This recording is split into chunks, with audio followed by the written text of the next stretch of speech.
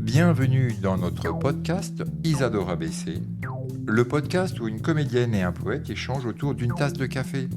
La comédienne, c'est Clarence Massiani et le poète, c'est Régis Dequet. Bonjour Clarence. Bonjour Régis.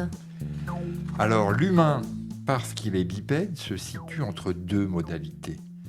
Les pieds sur terre, le sol, le dur, le concret, le réel. Et la tête vers le ciel, dans les nuages, vers la rêverie, là où se projette son imaginaire. Peut-être est-ce pour cela qu'existe cette expression « les pieds sur terre et la tête dans les nuages ». Quoi qu'il en soit, Marcel Proust écrivait dans « À la recherche du temps perdu » « Tâchez de garder toujours un morceau du ciel au-dessus de votre vie ». Et Baudelaire, lui, disait « Quand le ciel bas et lourd pèse comme un couvercle, sur l'esprit gémissant en proie aux longs ennuis, et que de l'horizon embrassant tout le cercle, il nous verse un jour noir plus triste que les nuits. » J'ai comme le sentiment, Régis, qu'en ce jour, tu souhaites évoquer le ciel. Oui, je souhaite bien évoquer le ciel, mais j'espère que ce ne sera pas un jour noir plus triste que les nuits. Parce que moi, quand je pense au ciel, eh bien, je pense à ces après-midi, lorsque, allongé dans l'herbe, je contemplais le ciel étant enfant, et je regardais la forme des nuages, l'horizon, le céleste, le bleu. Et pour paraphraser Marcel Proust que tu viens de citer, eh bien, nous gardons tous, à mon avis, effectivement, un morceau de ciel au-dessus de notre vie. Je me souviens, et je le fais encore parfois, de lorsque je rêvasse, je regarde les nuages et c'est vrai que très vite, j'imagine des formes. Voir des formes dans les nuages, ça a un nom. En psychologie, cela se nomme la pareidolie. C'est en partie le principe du test de Rorschach. Je ne sais pas si tu connais. Non. On présente des tâches en fait faites avec de l'encre et le sujet, il doit il doit dire ce qu'il voit en fait, tout simplement. C'est les images qui sont formées avec d'accord. les tâches, voilà. Ok, très bien. J'aimerais continuer dans la littérature et te lire quelques passages du Livre des ciels de Leslie Kaplan. La petite fille donne la main à sa mère. La mère est en noir comme la plupart des femmes. Sur le côté de la place, il y a un grand haut-parleur avec des fils. Le cornet du haut-parleur ressemble à une oreille, les fils pendent. Pour le moment, rien ne sort du haut-parleur. La lumière est dure, transparente. La petite fille avance à travers le bleu. Donc, on a bien compris le bleu du ciel, puisque nous parlons de ciel. Mais encore, un autre extrait. C'est une scène sur une colline, autour le ciel étale. Comme le monde est rond, petite fille. On est en haut, très loin, on marche sur une petite place dans un village jaune démuni, façade de pierre friable, on marche sur une surface plane, la colline ondule, le ciel est nu, bien ouvert. Il est vaste, changeant le ciel. Parfois lumineux, parfois menaçant. Et pour le poète ou l'écrivain, il ouvre l'écriture vers l'immensité. Dans ton recueil de poésie Le quotidien effacé, tu écrivais « Loque dans l'atmosphère, un nuage se disloque. La lueur transperce l'horizon de l'oiseau qui perce. Artères qui pleurent leur profondeur, un vent gazeux et les ébranle. L'oiseau passe à travers ses bronches capricieuses. Peux-tu me parler de ce que tu as écrit, de ce qui t'a traversé ? Eh bien, c'est la légèreté, l'aspect gazeux, la respiration, le souffle qui est évoqué dans ce poème avec l'oiseau et l'idée de liberté. Un domaine de liberté, un domaine sans chemin, comme le rappelle Richard Bach dans Jonathan Livingstone le Goéland. Nous sommes libres d'aller où bon nous semble et d'être ce que nous sommes. Voici un autre passage que j'aimerais partager. Un passage de Jean Giono dans Que ma joie demeure.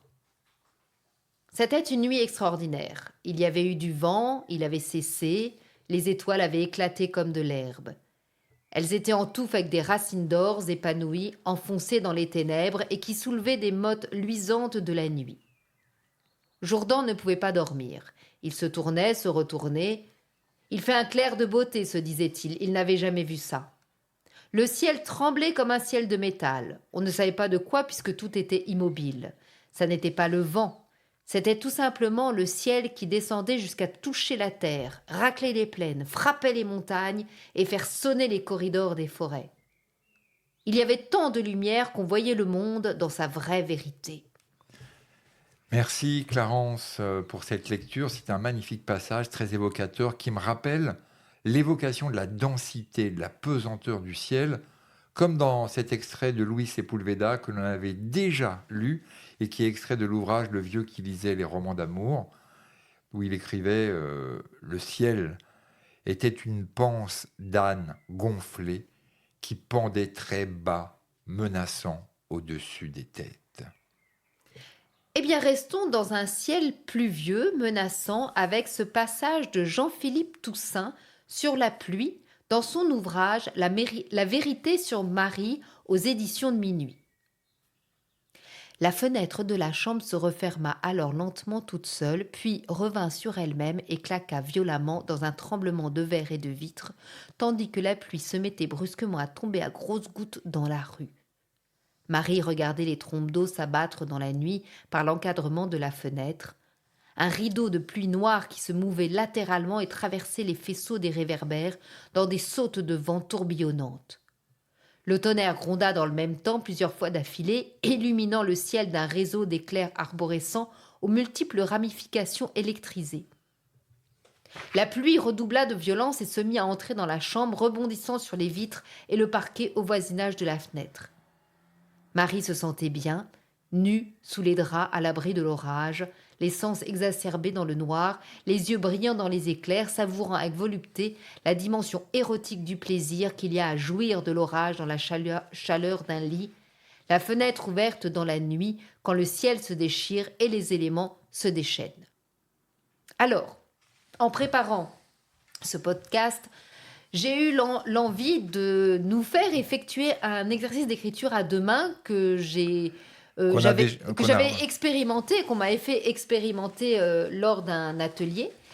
Et je voulais qu'on le partage sur le podcast. Donc alors, est-ce que tu veux d'abord peut-être nous expliquer comment on a procédé ou pas du tout? On lit le résultat qu'on a déjà réalisé, nous, avant de commencer à enregistrer. Oui, je peux l'expliquer. Donc, l'idée, c'est de le faire, alors, minimum 2 personnes, mais après, ça peut être jusqu'à 14, 20, pourquoi pas 30.